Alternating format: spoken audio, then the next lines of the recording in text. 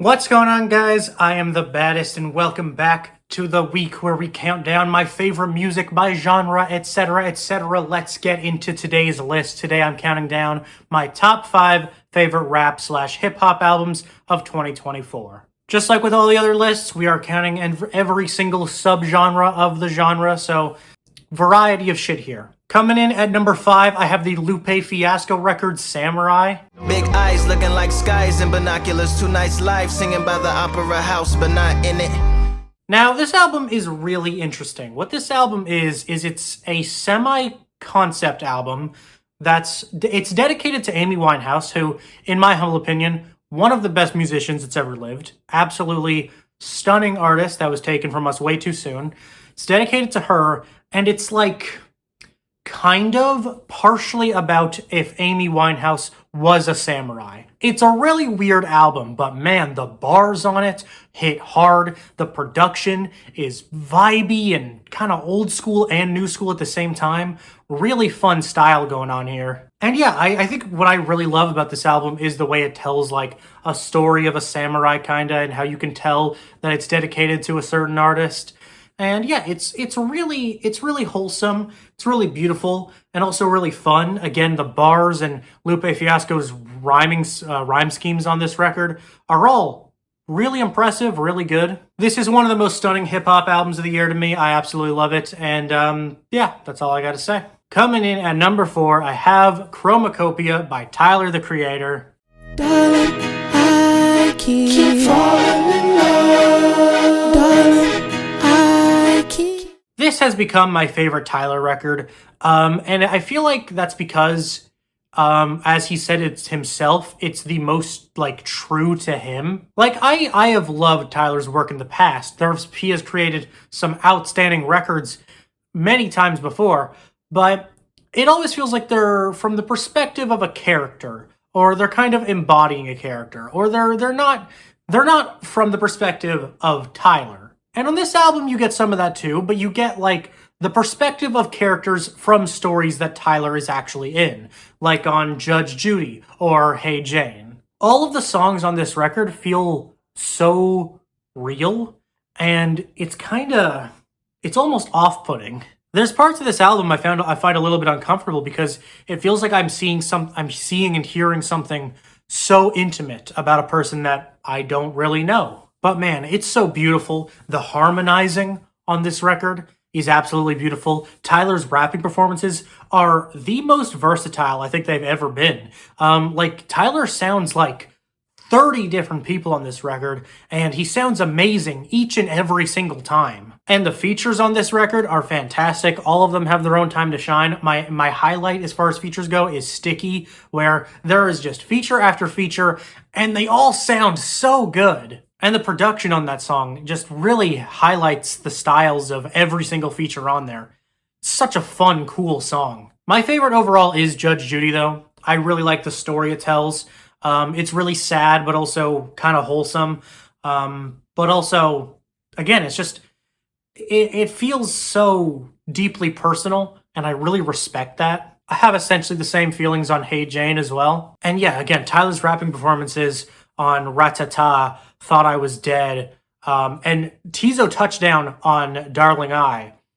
One of the best features of the year, honestly. I genuinely feel that way. Such an incredible performance on there. Yeah, I think Chromophobia is an absolute masterpiece. I love just about everything about it, from its production to Tyler's performances to the performances of others. Absolutely outstanding record with great storytelling, great replayability, everything you could ask for. Coming in at my number 3 spot, though, I have the new Kendrick Lamar record, GNX. Yeah, we outside, boy, they about to kill them off. Blacks on blacks, it's a fact, this a brick or all. Tell me why the fuck you niggas rap. Man, Kendrick, he just had such a year this year. He was already, like, the biggest rapper of the year, the most critically acclaimed, the most beloved, and he dropped another album on us just out of nowhere. I remember I was just laying down, probably watching some fucking Family Guy, when this album just dropped. And I was like, well, okay, I gotta drop everything I'm doing now to listen to this album. I need to hear this shit. And man, I was not disappointed at all. The themes on this album about LA, about love, about how Kendrick views himself in his career Also deeply interesting. Also cool to hear about the way he tells his perspective on these things. The production is incredible. The West Coast beats on this thing hit so fucking hard. And again, like I've said before, I already did a whole review on this album, so I won't talk about it too long. Go watch my review on this record. But something I love about this album is that it highlights some lesser known West Coast rappers on here. So many cool features, so many outstanding moments. God, this is such a good album. Go watch my review on it in whole, so you can hear my thoughts in full. And coming in at my number 2 spot is The Death of Slim Shady by Eminem. With balls in his do-rag, he sags, fearing no man. He stands pen in his hand like Edward Scissorhands. Just like I don't really care how bad of a take this is. I fucking love this album. The story that's told on here, the symbolism that's seen throughout it, the fact that people are still talking about what the fuck this album is about to this day makes it so goddamn exciting. I will do a theory on this album at some point. I have a theory that I so wholeheartedly believe in. I know who Slim Shady is. I know who Slim Shady is. And man, there's so many fun moments on this, like Guilty Conscious 2 and Brand New Dance and Antichrist. God damn it, Bizarre is such a clown. And yeah, the features, man, that JID feature on Fuel is fucking legendary.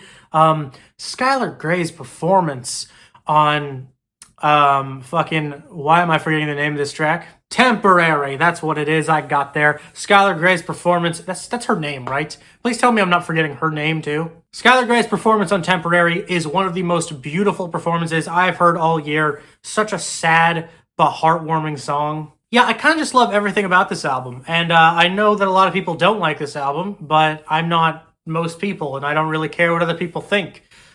This album has great bars, cool production, great features, great rapping performances, some silly song structure, some fun song structure, and the whole way through, it tells this narrative and has all this symbolism and concepts in it that still have me interested and thinking about it to this day.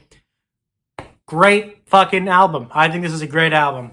But my number 1 spot is the abstract, experimental, really fucking cool Scrapyard by Quadeca.